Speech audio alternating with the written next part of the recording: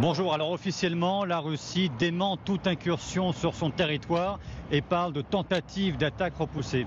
Le FSB, qui a la responsabilité de la surveillance des frontières, affirme que ces raids ont été conduits par des formations ukrainiennes dans les régions de Kursk et de Belgorod. Et quelques chiffres sont avancés, alors je vous les lis quand même, je cite: 100 soldats ennemis tués, 6 chars, 20 véhicules blindés détruits, ça semble beaucoup, mais de toute manière ces chiffres sont, vous l'imaginez bien, totalement invérifiables de manière indépendante. Le vocabulaire utilisé est intéressant, le vocabulaire utilisé par les autorités russes qui parlent de groupes de terroristes, de saboteurs, et la conclusion est toujours la même: le territoire russe est inviolé et la situation est sous contrôle. Vous avez aussi par ailleurs de nombreuses attaques de drones autour de Belgorod, surtout depuis plusieurs jours. Beaucoup de ces drones sont interceptés, mais pas tous, puisqu'on a appris cet après-midi qu'un appareil s'est carrément écrasé sur la mairie de la ville, sur la mairie de Belgorod. Alors, merci beaucoup Jérôme. Justement, on a une carte sur toutes ces attaques-là. Alors un certain nombre de ces attaques ne sont pas revendiquées, mais ça c'est, j'allais dire, assez classique. Merci d'avoir été avec nous Jérôme. Voilà, on voit à peu près ce que Jérôme nous détaillait. Donc les petites incursions, vous les voyez là, à Tetkino, voilà, des drones à Belgorod. Les autres, donc l'avion dont nous parlait Jérôme, c'est Ivanovo. Et puis les explosions que vous voyez, ce sont en général des dépôts pétroliers qui ont été incendiés et attaqués. C'est quand on voit, Louis, effectivement, que cette guerre s'intègre dans la vie politique russe. Précision s'agissant de la Légion dont on parlait, la Légion de la Liberté. Alors ils sont contre la guerre, mais ils veulent surtout une Russie sans Poutine. C'est surtout ça leur combat, en fait. Oui, exactement. En fait, c'est plus un coup politique qu'un coup militaire. Parce que l'objectif militaire, comme l'a dit le général, il est à peu près nul. Occuper le village de Tetkino, c'est pas très intéressant stratégiquement. Mais par contre, le coup va vraiment être politique pour pouvoir réveiller un peu les opinions en Russie juste avant l'élection. Et c'est surtout ça qu'il vise, je pense. Oui. Allez, retour dans le club Le Châtelier. Bienvenue à vous, si vous nous rejoignez. Hier, on vous parlait de cet exercice à très grande échelle de l'OTAN sur le front est de l'Europe. La réponse de la Russie, peut-être des manœuvres conjointes Chine, Russie, Iran. On va en parler dans un instant. D'abord, je voudrais montrer ce document déniché donc par nos amis de Brunet, Broussoulou et compagnie, le soir sur LCI. Là, on est avec Soloviev, qu'on connaît bien. Alors, après une longue diatribe sur la guerre en Ukraine, c'est l'heure de la météo. Regardez, c'est lunaire. Et maintenant la météo.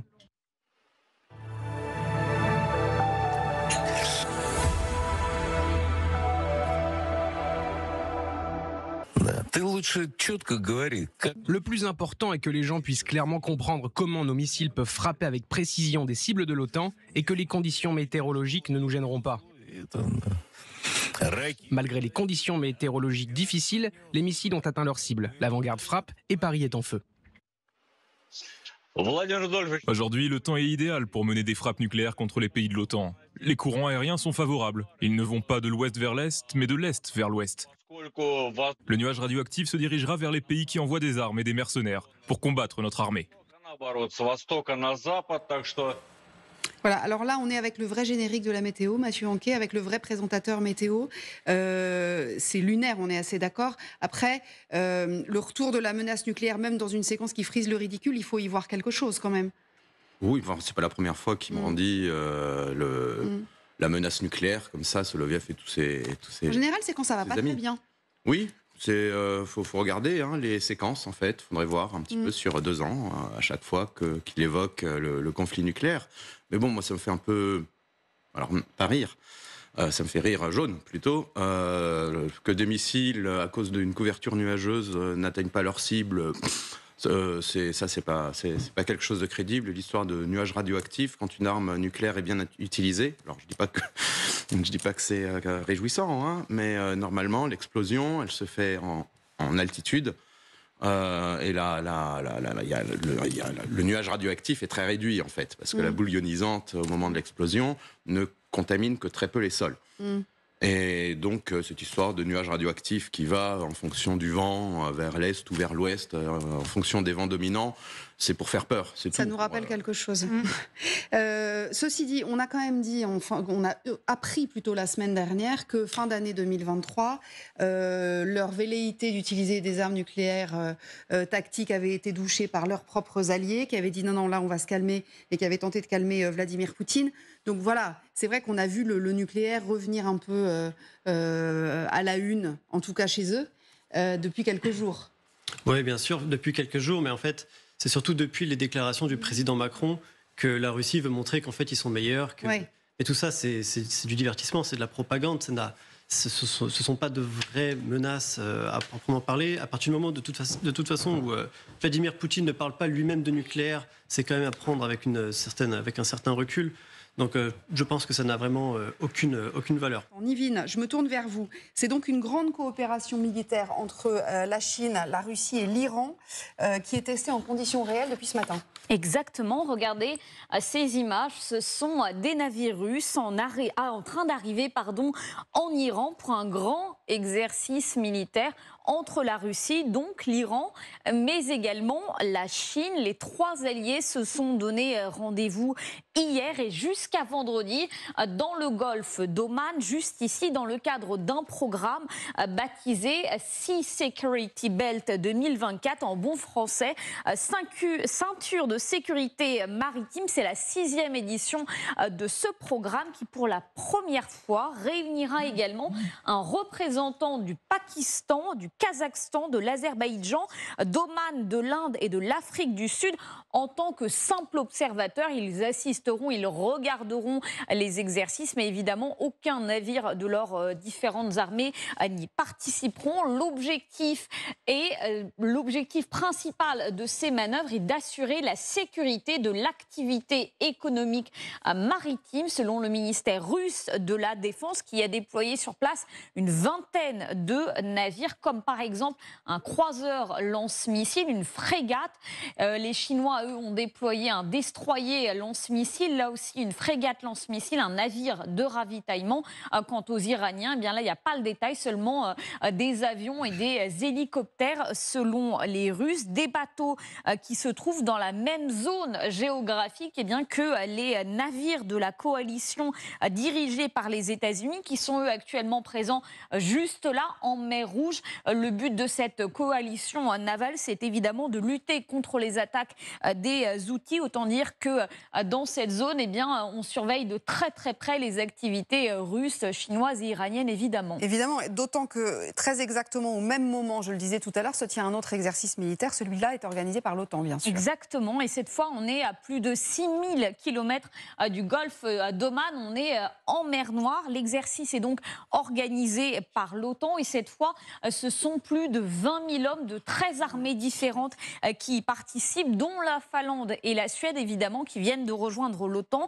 Le but de cet exercice est d'améliorer l'organisation des alliés dans la région, mais également muscler une riposte en cas d'attaque de la Russie. Un entraînement XXL avec cette fois des centaines d'avions de combat et de transport, une cinquantaine de sous-marins, frégates et corvettes déployés sur place, plusieurs porte-avions également. Et malgré son ampleur, le Nordic Response n'est que le premier volet d'un exercice militaire encore plus vaste, un exercice de l'OTAN baptisé Steadfast Defender, qui lui se déroulera en 3 étapes. La première étape se déroule donc en ce moment, et au total, ce sont 90 000 soldats de 32 pays différents qui vont y participer le long des prochains mois. Rien à voir donc avec l'exercice russo-iranien-chinois. Voilà, c'est ça qui est intéressant, Louis Duclos, parce que je vous avoue que l'année dernière, cet exercice-là, on n'en avait pas fait forcément une chronique. Enfin, je me souviens pas, je ne sais pas si vous vous en souvenez, Nivine, mais c'est vrai que là, ça interpelle forcément, puisqu'on parle beaucoup de plus en plus de ces 2 blocs qui se dessinent.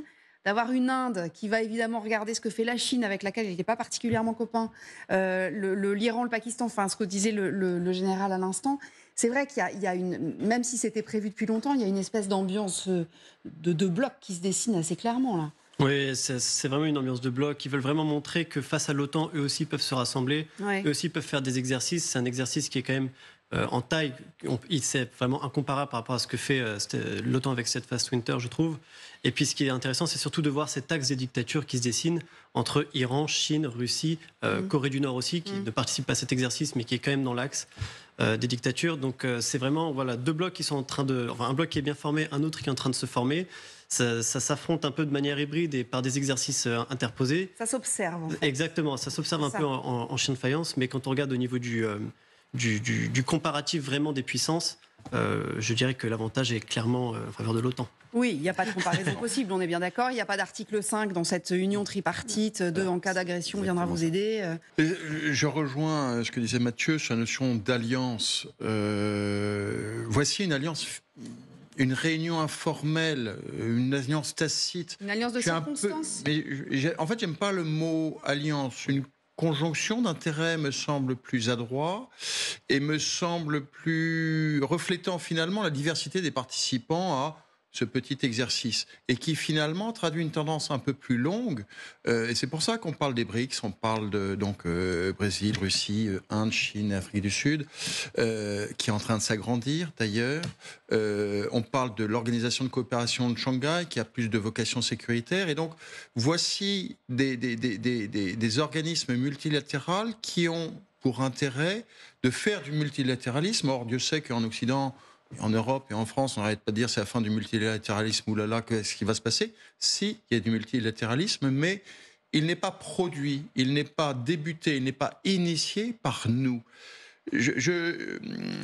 Plutôt que de regarder ça de façon un peu hostile, disons-nous, tiens, finalement, ils font de la sécurité maritime, prenons-les au mot, disons, chiche, tiens, vous viendriez un peu là vers Bab el-Mandeb nous protéger contre les Houthis, ça serait sympa. Vous voyez, je pense que plutôt que de rentrer en permanence dans de la confrontation, de la conflictualité, faisons un peu une manœuvre à l'orientale, une manœuvre un peu japonisante, un peu de judo, utilisons la force de l'adversaire.